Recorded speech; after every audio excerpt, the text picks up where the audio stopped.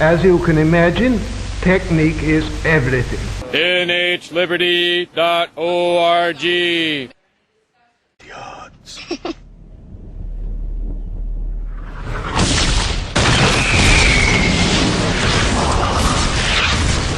Ever since I saw this trailer for the 2012 disaster movie, I've been thinking, yeah, it might just be a fun pop film, but a lot of people will see it.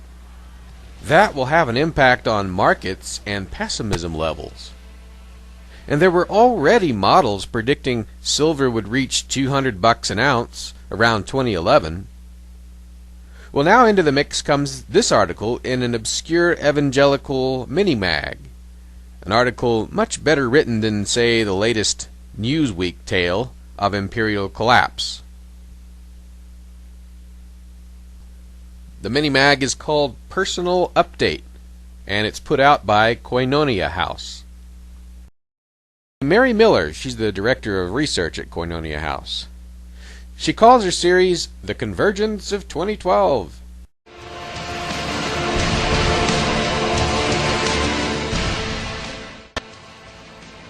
And says, quote, "Without regard for the Mayan long calendar, scholars and analysts, extrapolating from the cycles of human history, have reasoned that the coming years will be extraordinary." She says a series of different economic and political cycles are set to converge around that year, and that they may feel like an apocalypse to Americans. She worries the convergence will be used as an excuse to create a new civic order, presumably hostile to Christians. But none of that would really be worth mentioning if it weren't for a quote in her article that has a lot of relevance for the freedom movement. She quotes R. Buckminster Fuller as saying, quote, "You never change things by fighting the existing reality. To change something, build a new model that makes the existing model obsolete." Unquote. Now Miller goes on to say, quote, "The launching of this new model between 2010 and 2012 is one of the most worrisome of 2012 chaos theories." Unquote. I, Barack Hussein Obama, do solemnly swear. Of course, since the people with the most power are likely to be the ones launching some of the models, she's right to worry. But it was her fellow Christian Ron Paul who said, "The coming upheaval is an opportunity for liberty as well." We have a different model in the current socialistic, jingoistic model that dominates America. And yet, we have been spending a lot of our time fighting the system rather than making it obsolete. Maybe we should be taking that quote to heart and turning the current disadvantages into advantages for liberty. Does this mean spending more time developing a philosophy of where we want to end up? No! We do too much of that already. It means spending more time making big government obsolete. For instance, I'm doing my best here to help make mainstream media obsolete.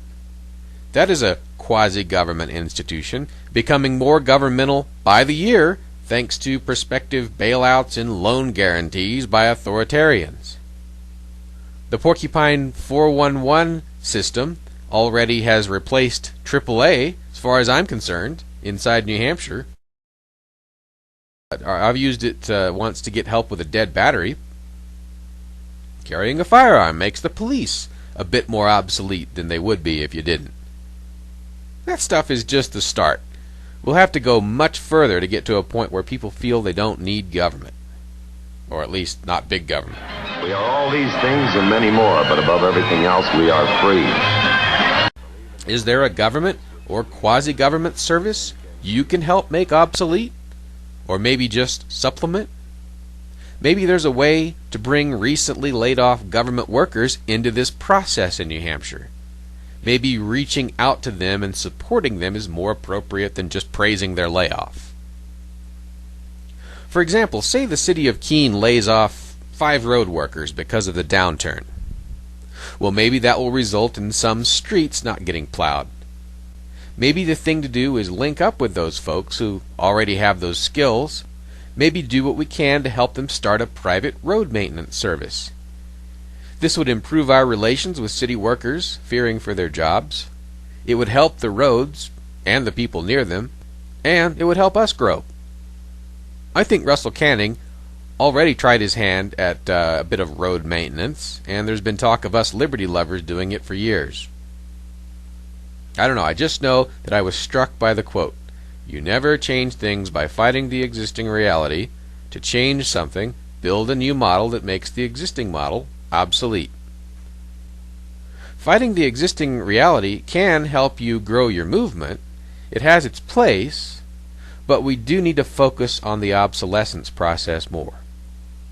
Of course, there is a model that makes the existing model obsolete nationwide. I call that model the Articles of Confederation. Simply allowing the Union to revert only to that document with no empowered central government might be the trick.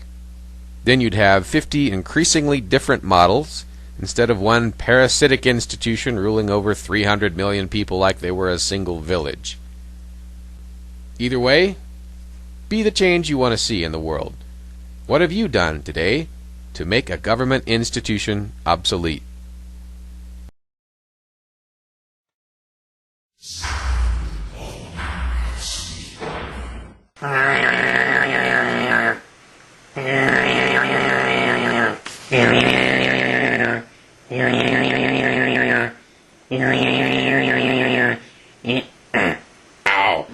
nhliberty.org.